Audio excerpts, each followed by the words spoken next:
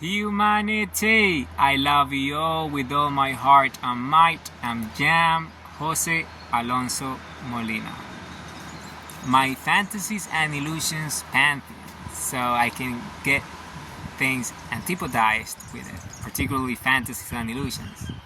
Because you have to use fantasies and illusions to antipodize fantasies and illusions in a big way when it comes to that reality, right? So you can use fantasies and illusions themselves that are positive to antipodize the negative ones. So, and I'm going to show you how that works from a Pantheon point of view. So just like with my Heritage and Legacy Pantheon, I have 20 statues in my Fantasies and Illusions Pantheon. So I'm going to walk you through each of them.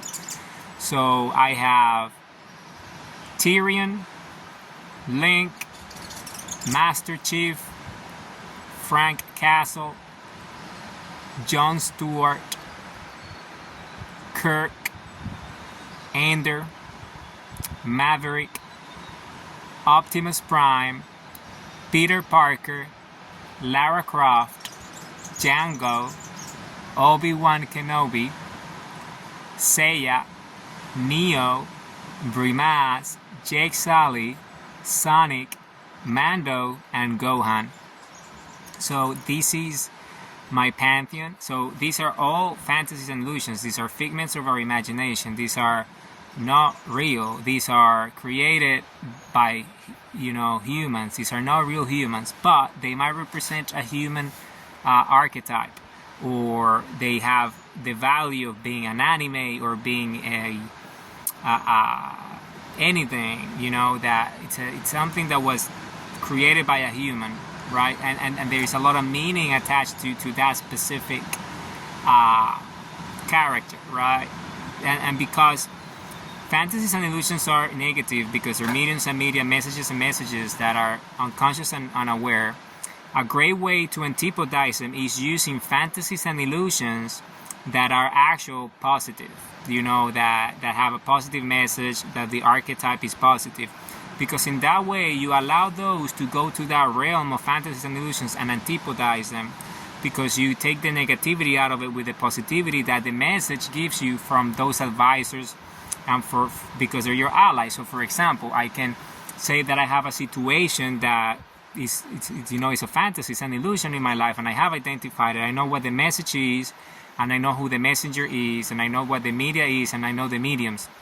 And this from the outside, or anything, or a thought or something, a memory in my mind.